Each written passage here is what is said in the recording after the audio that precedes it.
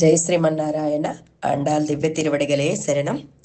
கூடாரை வெல்லும் சீர்கோவிந்தா, உன்றன்னை பாடிப்பறை கொண்டுயாம் பேரு சம்மானம் நாடு புகரும் பரிசினாள் நன்றாக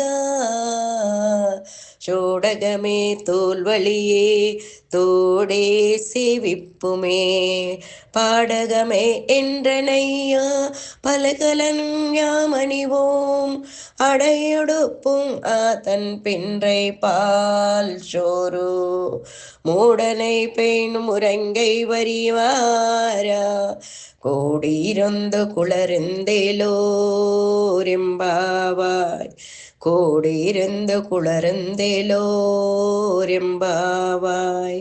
ஜெய் ஸ்ரீமன்னாராயண. ஆண்டாள் திவ்ய திருவடிகளே சரணம்.